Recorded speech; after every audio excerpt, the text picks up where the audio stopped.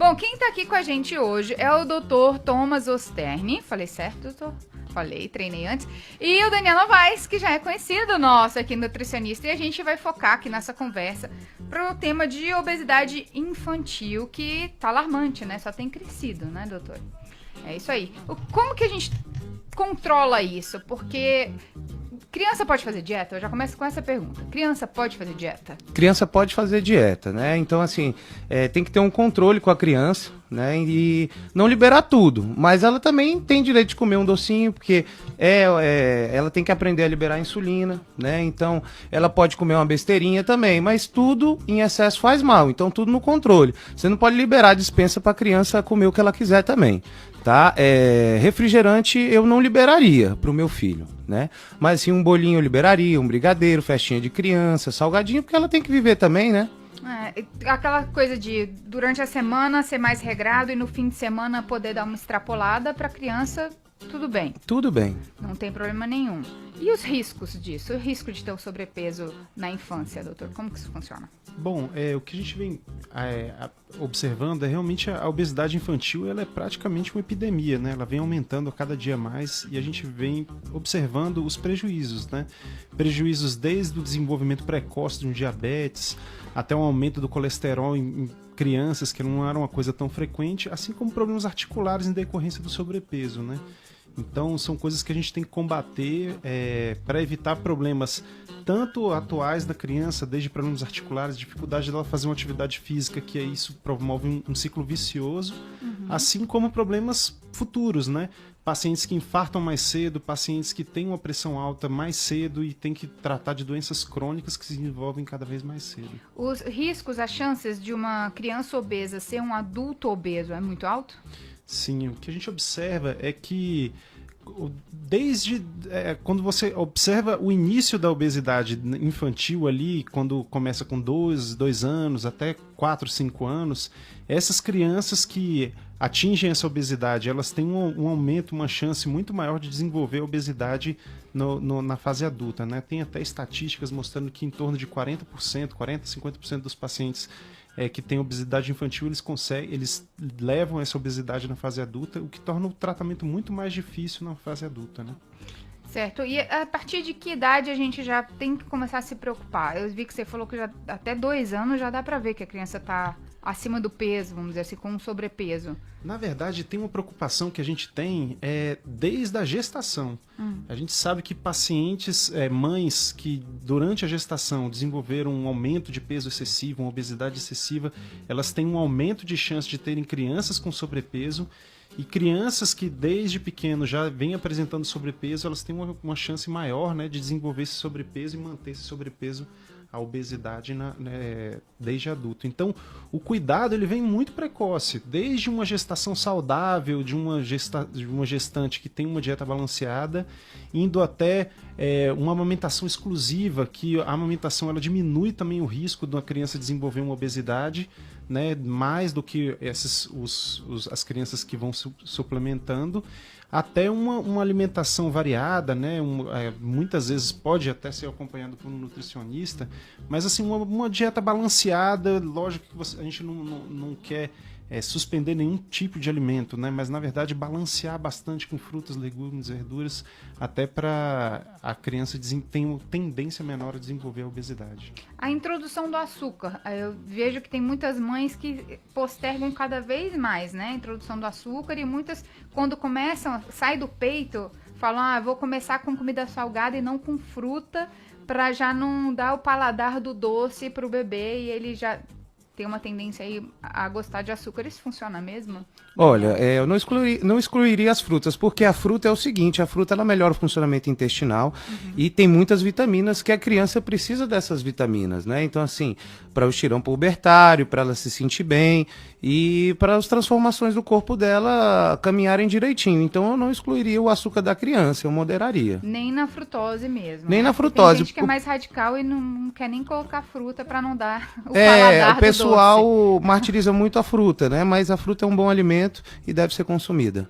Tem uma idade para começar a introdução de açúcar propriamente dita? Tipo, por exemplo, qual que é a idade ideal para o primeiro brigadeiro? Existe isso? Ah, eu não sei se tem a idade ideal, mas se a criança pedir, pode deixar ela consumir, né, com moderação. Sem exageros, pode tudo, né? A gente tava falando que, o Daniel tava falando que não pode deixar também comer um pacote inteiro de biscoito de uma vez. Né? Exatamente. Que eu acho que quase todos os adolescentes já fizeram isso pelo menos uma vez na vida. Eu, por exemplo. É aquela questão do equilíbrio, né? Colesterol, doutor. Crianças com colesterol alto. Quais são os primeiros indícios ou sintomas? É assim, um dos primeiros indícios, realmente, a obesidade é um dos indícios que vale a pena a gente investigar. Tem outras coisas que a gente se preocupa bastante, que é pacientes que têm uma história genética, o pai teve um problema de colesterol alto, a mãe teve um problema de colesterol alto, e aí a gente tem que rastrear as dislipidemias, né, as hipercolesterolemias familiares, né? Mas assim, de sinais, geralmente, quando não tem esse histórico, a própria obesidade a gente já tem que começar a rastrear para ver se essa criança está desenvolvendo mais cedo aí uma elevação do colesterol. Visualmente, parece boba a pergunta que eu vou fazer, mas é porque assim, acho que tem muita gente que confunde assim, uma criança tem que ter um bebê, tem que ter dobrinha. A criança muito magrinha, tá muito fraquinha. Criança saudável tem dobra, tem gordurinha. Visualmente dá pra perceber onde que é uma criança entre a saudável e uma criança que já tá com sobrepeso? Pensando mais em bebê, por exemplo? Não, assim, em bebê a gente vê que tem muita característica familiar, né? Que tem bebês que realmente eles desenvolvem uma dobrinha a mais, tem bebês que são um pouquinho mais magros, né?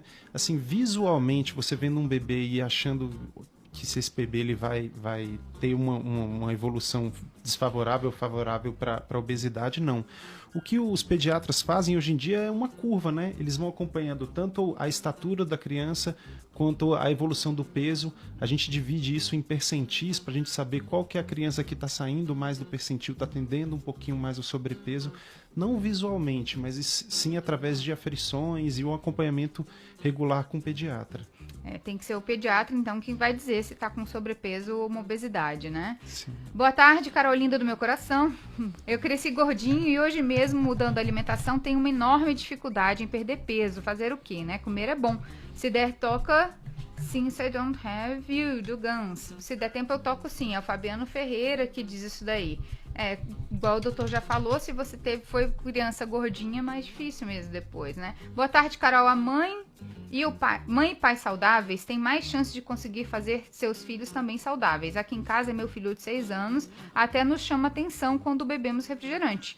Até quando ele vê o símbolo da Coca-Cola no suco ou na água, ele aponta. É o André Penha. Costume de casa, vai à praça e os pais têm que dar exemplo, né, em relação a isso, né? Tem que dar o exemplo. Você não pode comer desregradamente e querer que seu filho siga uma dieta super saudável, né? Porque o exemplo tem que partir primeiro dos pais, eu concordo com ela. Boa tarde, Carol. Que o doutor me desminta, mas acho que o que está acontecendo hoje é que os pais deixam na decisão das crianças a escolha do que comer. Aqui em casa isso não rola. Quando bebê, meu filho tomava vitamina de frutas ao invés de mingau. Coloco no prato dele sem perguntar tudo que coloco no meu prato. O moleque é magro de ruim, mas graças a Deus não nega nada do que vai no prato dele, independentemente da cor. Não compramos guloseimas industrializadas, afinal que os olhos não veem, o estômago não sente. É a Paula Portela que usa dessas técnicas da imposição e de não comprar. Não comprar, não ter em casa, facilita muito também, né? Com certeza. Você tira a tentação do olho da criança, mas tem que ter aquela ponderação também. Alguém mandou um vídeo, gente, eu não consigo abrir o vídeo, beleza? O Edivar Moraes diz, minha filha tem 7 anos e ela está engordando. Eu reduzi a quantidade de carboidrato e ela voltou pro peso dela. E eu fiz o mesmo comigo. Cortei a maioria dos meus carboidratos e emagreci 12 quilos em 3 meses. Pode tirar o carboidrato das crianças? Olha, não é bom tirar 100% não, porque senão vai atrapalhar o sistema cognitivo da criança, né? Então, assim, o cérebro precisa de glicose para funcionar, então a gente precisa estar com tudo alinhado, porque ela está na fase de estudar, né? Ela está na fase da escola, então a mente tem que render também. Então, se estiver faltando carboidrato, a criança vai aumentar cortisol, vai aumentar estresse e não vai conseguir se concentrar direito. Então, assim, não cortar 100%. Você pode reduzir, mas todas as refeições têm que conter carboidrato. Mas o carboidrato de qualidade. Tudo com equilíbrio, né? Aquela história do prato todo colorido É top, é excelente. É verdade verdadeira, né? Tem que ter equilíbrio de cada um. Mas a gente estava aqui falando de metabolismos diferentes, né? Tem gente que tem a tendência maior a engordar e tem gente que queima muito. Eu acho que na infância isso ficou muito latente, né? Tem aquele menino que come igual a draguinha e é uma tripa. E tem outro que come normalmente e tá ali mais cheinho. Isso acontece? Como que a gente contorna isso, principalmente na pré-adolescência e na infância? Porque nós temos os metabolismos, né? Endomorfo, ectomorfo e mesomorfo. Né? Então, assim, aquele cara que tem um metabolismo mais lento, a criança, ela tem que estar mais no controle, né? Mas tem também a criança que vai ter um metabolismo muito acelerado, né? Então, aos 14 anos de idade, você já tem ali mais ou menos, você já sabe se vai ser um adulto obeso ou não, porque você tem lá a quantidade de célula de gordura. Aos 14 anos, depois disso, ela não aumenta mais, ela só cresce de tamanho. Né? Então, assim, você não consegue mais células de gordura, né, depois dessa idade. Então, assim, por exemplo, uma lipoaspiração, ela arranca a célula de gordura, né? O emagrecimento, ele não tira a célula de gordura. Se você tem 100, depois dos 14 anos, você vai ter 100 até os 60 anos. Só que ela pode inchar ou desinchar a célula de gordura. Então, a hora de controlar isso das células de gordura é ali na pré-adolescência. Exatamente. Confere isso, doutor. Eu tô um pouco preocupada e um pouco, assim, agoniada com os meus pais de terem deixado eu ficar um pouco mais gordinha na minha pré-adolescência. A culpa é sempre do pai e da mãe, né? Não é que a culpa é sempre do pai e da mãe, não. O que a gente percebe também, assim, muitas pessoas vão colocando essa culpa na genética, mas a gente vem percebendo que vem aumentando cada vez mais a quantidade de crianças obesas, né? E o que a gente percebe é um sedentarismo que vem embutido nisso aí. Então, muitas vezes o pessoal atribui muito à genética, mas mesmo aquela criança que seria uma criança um pouquinho mais gordinha, que tem a genética, hoje em dia ela está cada vez mexendo mais no celular, ela está cada vez mexendo mais com videogame, brincando menos na rua. Então, assim, o sedentarismo também está muito associado à obesidade infantil. Tá não endêmico só o também, né? metabolismo. Se o sedentarismo está endêmico, obviamente vai puxar a obesidade junto. Né? E a prática de atividade física, nossa senhora, ter que pedir para a criança ir lá, né?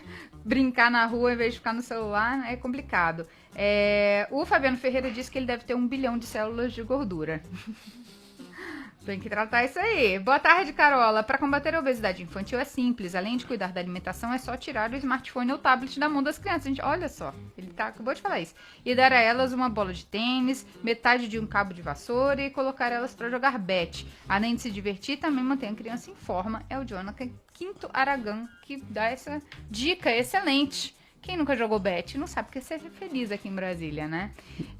O primeiro bloco do programa tá acabando. Daniel Novaes, suas redes sociais. Minhas redes sociais, Daniel Novaes com IS, né? Então, Daniel Novaes, nutricionista, Instagram. Atende criança também? Não atendo criança, minha especialidade é estética. É isso aí, mas ele dá dicas também. Doutor Thomas, onde as pessoas te encontram? Hoje em dia eu estou trabalhando no ICT-COR, no Instituto de Coração de Itaguatinga, na parte de cardiologia. Qualquer coisa é só me procurar lá. É isso aí, gente. Vamos cuidar aí do peso das nossas crianças, porque depois eles vão ter mais dificuldade para perder quando ficarem adultos. E não é legal. É um sacrifício muito grande ter que ficar seguindo dieta.